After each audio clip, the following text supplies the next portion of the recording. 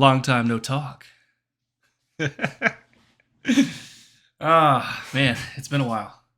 And it is your host with the least amount of hair. No, but for real, man, I'm excited to do this episode. Not necessarily, let's not say excited, okay? I think this is a very interesting topic that, let's say, the YouTube algorithm won't like again. And for those that aren't part of my day job circle that I described this to, I was on a little bit of a hiatus because my last episode was taken down by the YouTube overlords. They did not like the facts that I had presented in the episode, and there's that. So I decided again to take a little bit off, and life and whatnot. But anyways, I'm back. The boys are back in town. This boy is back in town. But no, I mean, there's a lot of stuff going on here recently that, newsworthy things that are just popping off left and right. But this latest thing that, was concerning for me that I wanted us to look at, has something to do with, when Biden came into office and how that played out. I'm going to have to really word this a certain way so the algorithm doesn't take this video down too. But I feel like some of the stuff is compelling enough for people to know. I mean, people need to know this stuff, So let's hop on over to the Twitterverse and see what we have in store. Okay. So let's. I think this one's got Tucker. It's now apparently a criminal offense, a felony in this country, to suggest the 2020 presidential campaign was not on the level. That crime appears to form the basis of one of Donald Trump's pending indictments. He's an election denier. But actually, it's worth denying the legitimacy of that election because it was not fair. Critical information was withheld from voters through censorship, and yes, by the government. That is a fact. It's also a fact that Mark Zuckerberg spent $400 million to control voting in various places around the country and affect the outcome. That's not legitimate. It was also conducted in many places through electronic voting machines, and no country should ever use electronic voting machines because fundamentally they cannot be trusted. Why would you trust it? But then there's the question of outright cheating, voter fraud. Was there voter fraud? Well, we know there was some. But was it widespread? That is a hard allegation to prove, though, of course, many people believe there was widespread fraud. Well, now it turns out we know for a fact that there was. And in fact, it can be proven with a poll. Just ask people, did you personally commit voter fraud? Well, that has just been done. And the answer is a huge percentage of people asked in the poll admitted, yes, I committed voter fraud. It's remarkable. Justin Haskins is a senior fellow at the Heartland Institute. He joins us now with details. Justin, thanks so much for coming on. If you could just start by giving us the results, the shocking results of this poll, and we'll go from there. Sure. So it was pretty straightforward. We asked people a series of questions. The first of which is, or one of the first questions was, did you vote in the 2020 election, and did you vote with an absentee ballot? And if they answered yes to both of those questions, then we asked a bunch of questions related to voter fraud. We didn't tell them that we were asking, did you commit voter fraud? We just asked them about various behaviors. So, for example, we asked people, did you vote in a state where you're no longer a legal resident? That's a pretty straightforward question. If you're not a permanent resident of a state, you can't vote there. 17% of people, nearly 1 in 5, said yes, they did do that. We asked people, did you fill out a ballot for someone else on their behalf? That's also illegal. You're not allowed to fill out someone else's ballot. 21% of people said yes to that question. Why? We asked if people forged the signature of a friend or family member on their behalf, with or without their permission. We actually put that in the poll question, and 17% of people said yes to that. So, all told, it's at least, and I say at least, 1 in 5 mail-in ballots involved some kind of fraudulent activity. But we didn't just stop there. We also asked everyone, whether they voted via mail-in ballot or not, so in-person voting as well, do you know anyone who personally, in your personal life, a friend, a family member, acquaintance, someone from work, has anyone ever admitted to you that they did one of these kinds of forms of voter fraud? And 10% and 11%, we asked two different questions on that, said yes. Man. People admitted to me that they... Man, oh man.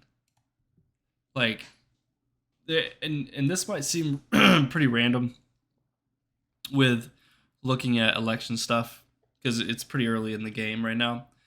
But I feel like these are conversations and stuff that we need to look at right now, because November is going to come a lot quicker than we anticipate, right?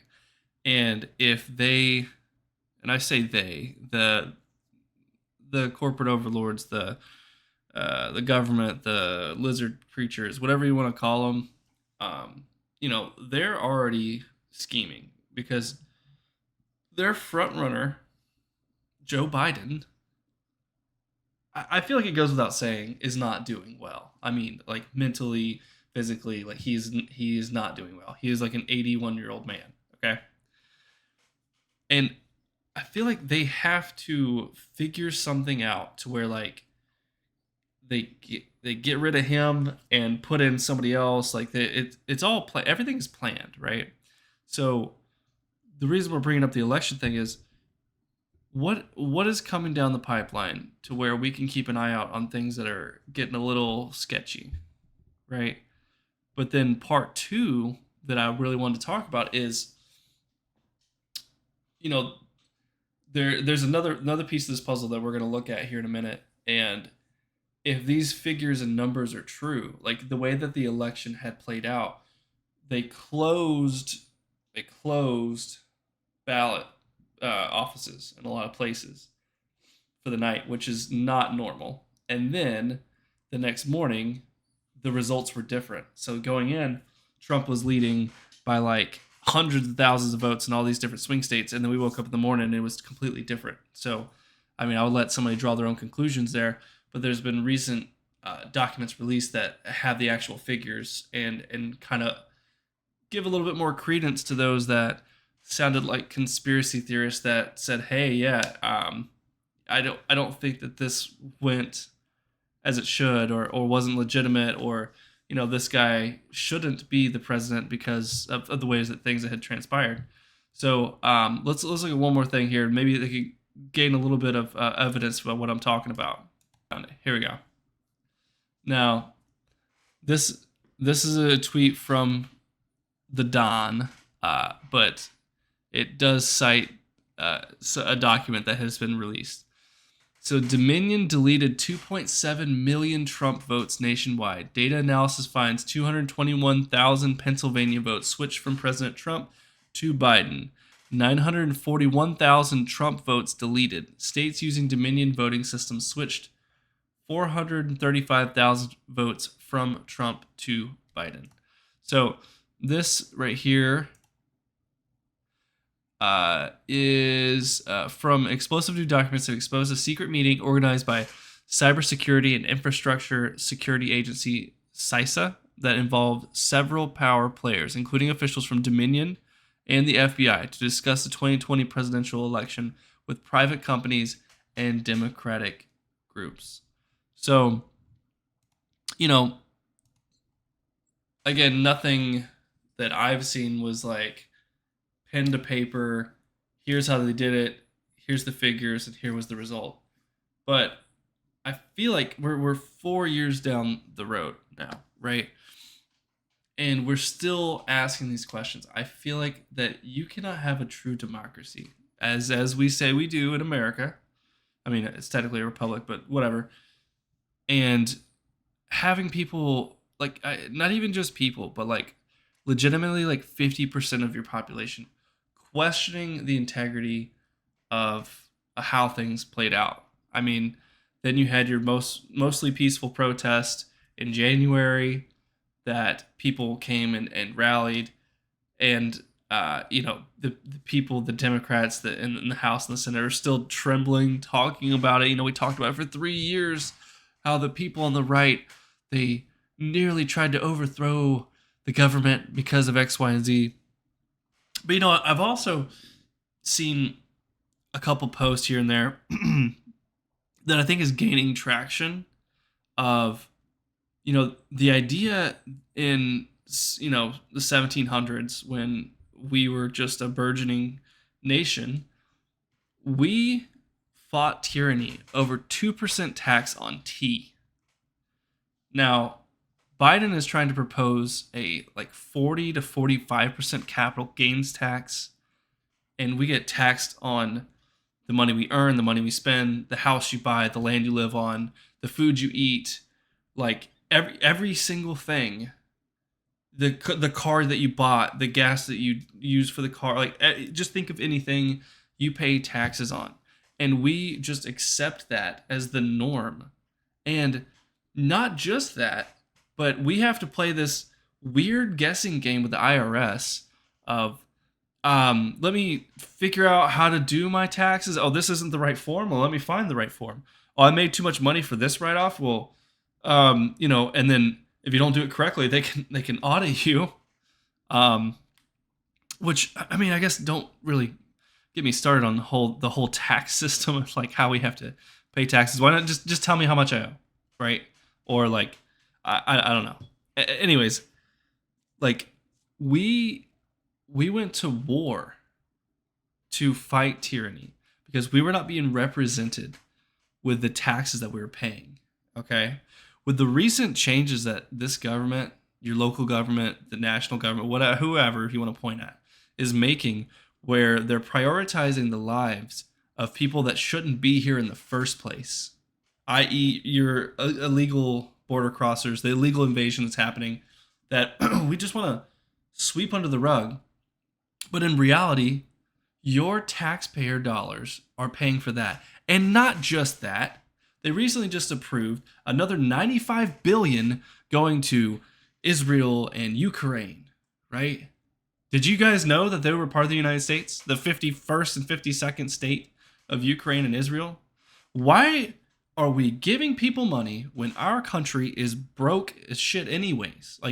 We're trillions of dollars in debt, right? Trillions of dollars in debt. I just seen something where the Japanese yen is plummeting, right? Well, they got probably a couple $1 billion in loans and stuff they could call from the United States. I say a couple billion, it might be close to $1 trillion. I'm not sure. I don't have those figures in front of me.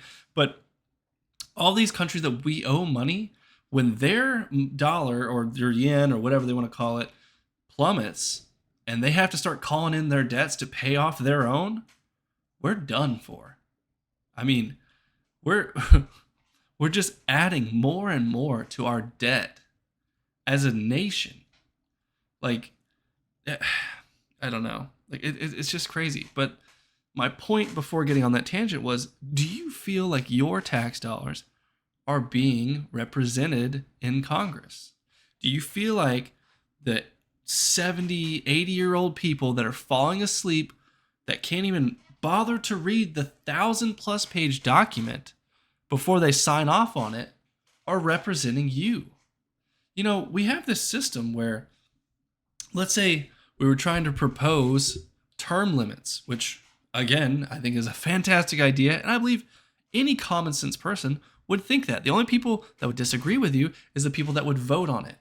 Well, we have a conflict of interest there, because if the American people are wanting term limits for their congressmen, to not have a lifelong person that's making $300,000 a year that's not representing the state, if they keep getting voted in and everything, they could just keep doing it, making a career politician, and then you have these people that should be representing you being bought off by private companies and interests to vote the way that they want. It's a singular uniparty system. It's so sad that I grew up being a Republican. My mom was Republican, my dad's Republican, his parents, right? So I grew up in this way thinking that, my side is the right side, not metaphorically, literally the right side of things, right? But as I've gotten older, I'm certainly not siding with Democrats, but what I'm understanding is they are one. They are just wearing two different colored shirts. They both represent two sides of a very polarizing issue, i.e., abortion or gun rights or something like that, right? But in the end, the people that are voting for laws at a national scale are not representing you. They're representing their own pocket. And the people that, let's say we tried to propose as the American people, sign a ballot, do whatever on a national scale of, we need to set term limits for these people. We need to get these people that have been in there for 40 years out. Well, they would have to vote on it, and they would never vote on it. They would never pass that. Why would they? And so our checks and balances are out of whack. There's no real representation anywhere that matters anymore. Now, you do have some hometown heroes in like states like Tennessee. I believe that they just passed where if you are giving children the drugs to become a different gender or whatever, that could be punishable by the law. Like, you're not allowed to do that, which I think is fantastic. You should not try to encourage children to make life-changing, altering decisions at 10, 11 years old. Kids at 18 don't even know what the world is yet. Honestly, I don't think you should be able to make any big decisions until you're at least 25, maybe 30. But it's a different topic. But there are some states that are fighting back. But I think until we can, the common sense folk, group up and start making real changes, making real demands of our government. The government works for us. Our tax dollars pay for them. But in society nowadays, it's so backwards. We fear the government. We want to, I don't know. We have this society where it's just backwards and counter that it should be. Our forefathers made the Declaration of Independence in a specific way that said, if our government ever becomes tyrannical, you have the right as an American citizen to fight back against it, to fight tyranny. That's why we live in this country. That's why this country was founded in the way that it was. And I think that we have, as a society, forgotten that. We've forgotten the lessons learned from our ancestors. And it wasn't that long ago. But they fought, like this tiny little, not even a country yet, fought the great British Empire that had taken over half the world to separate themselves from a tyrannical government. And here we are, belly up, just taking it, just giving them all of our money. What are gas prices in your area? They're $4 here, right? Well, that's what happens when our government buys all our oil instead of just using a lot of the stuff that we have here, right? What's the price for groceries? Well, I can tell you groceries right now, because I'm trying not to eat out, is like my biggest expense. I mean, I'm constantly having to buy groceries. And that money that bought you a grocery cart full of stuff now is doubled. Like to actually fill your cart, you're probably in the 300 range, at least. I think that was my last grocery bill, was like $270. And then you bring it home and you're like, what did we buy? Like, it lasts a week. And maybe we're snacky people or whatever, but I can imagine that a lot of you can relate that stuff isn't going as far as it used to because our dollar has less buying power. What happens when it slips even further? What happens when you can't afford the groceries? What happens when you can't afford the gas in your car? Is that the time we fight back? Is that the time where we make a stand? Like, I'm just a guy. I don't know what the correct answer is. I'm not saying to grab your guns and, get after them. I'm sure there is a different way to handle that. But the reality is we have to do something. We can't just keep going at the rate that we're going. Everybody's going to be replaced by people that aren't actually citizens. I know I've talked about the figures, the amount of people that are crossing each and every day, but I don't know that we can actually wrap our minds around that. We're talking 11 to 17 million people that have came in this country that are using the American tax dollars to live and have, honestly, a more prosperous situation than a lot of people that are working their tails off to put food on the table. Like, if I came into a country and they were like, here's a house, here's some money, here's your food, you know what? You play your cards right, you might even have a say in how, your local government works. You play your cards really well, you could probably vote in a national election eventually. Like, that's what they're pushing for. And, well, the government in power is a Democratic sided candidate, right? He's wearing the Democratic shirt. Well, if as an immigrant, I'd be like, yeah, dude, you got my vote. Why wouldn't you? The big bad orange man, he's going to take it away from you. Don't let him do that. And what the video that Tucker was in earlier, like, people are just admitting to committing acts of fraudulent voting. They're like, yeah, I voted in Michigan, but I live in Indiana. Like, oh, yeah, I used to live there. Or, yeah, I filled out a ballot for somebody else. No big deal. Like, not even realizing that this is voter fraud, right?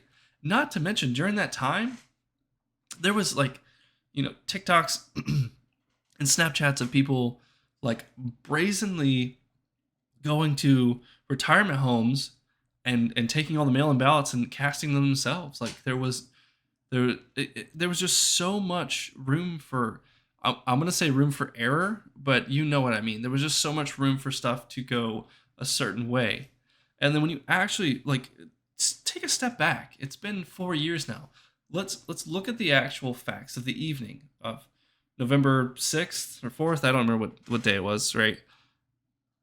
We were watching the election go, right? Each state's, hey, this for Trump, this for Trump, this for Trump. Trump's up 700,000 votes in this swing state or whatever. And then they're like, hey, it's taking too long. Polls are closed. We're going to shut it down for the night.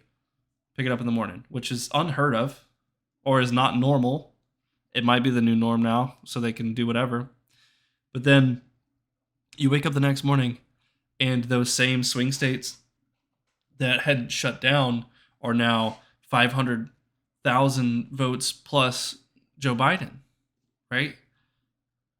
And, like, I feel like in the moment, a lot of us were like, oh my God, no, we're more upset that it was happening rather than realistically thinking about how did that happen. In some states, they have more votes than people. How does that happen? I mean, if you're looking for evidence, look no further than Arizona, which they have brought their evidence and everything to the Supreme Court and all this, and they got it shot down, like, right away. They weren't even want to look at it. It's gotta bother you. I can't be the only one that feels this way. Like, there's so much that just needs fixed in our country, and I wish I had a lot of those answers of, like, hey, we should do this differently. I mean, there are some things that I think that would do us a lot of good. The whole two-party system, I think, is kind of broken because there's just no feasible way that a third-party candidate will ever take the presidency. I'm like, the closest that I've ever seen, and it hasn't even happened yet, but the one that's making the most impact is RFK this year. But I feel like there should be a new legitimate party, like the ones that are different from the neocons from the Republican side, the rhinos, the ones that are the part of the uniparty, that are voting for money for Ukraine.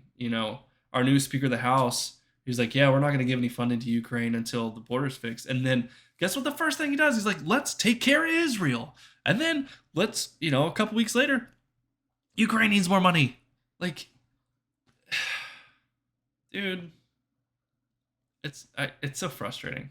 Like, there's just zero representation of what I feel like the average American is feeling right now. They're so far out of reality. Like, they don't realize that, like, these people that are speaking on the TV, they've probably never really bought their own groceries at the grocery store. They have a dude to do it, or they're making $300,000 to $400,000 a year to where, like, who cares if my grocery bill is $500?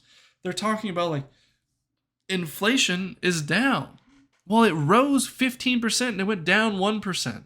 If that's their figure, like it went down a percentage, dude, my gas is still $4. My groceries are higher than ever.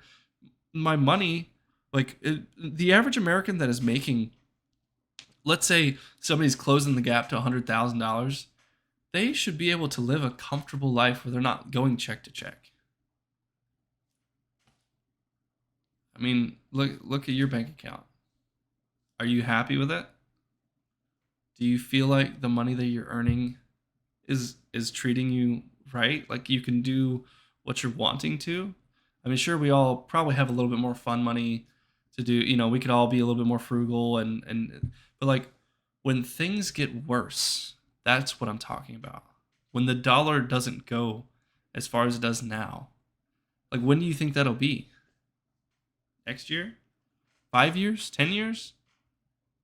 If we're already facing these kind of issues right now, what will life be like in 10 years? Like back in the day, a single income family could buy a house, buy a car, live the American dream. Mom stay at home, dad work 9 to 5. And you didn't hunger, you didn't want. That was the American dream. Well, now you have, is that the norm now? Like, I'm blessed in the fact that my wife can stay at home, but things are tighter than they probably need to be. If we really wanted to live that life that I just described, we probably would have to both work.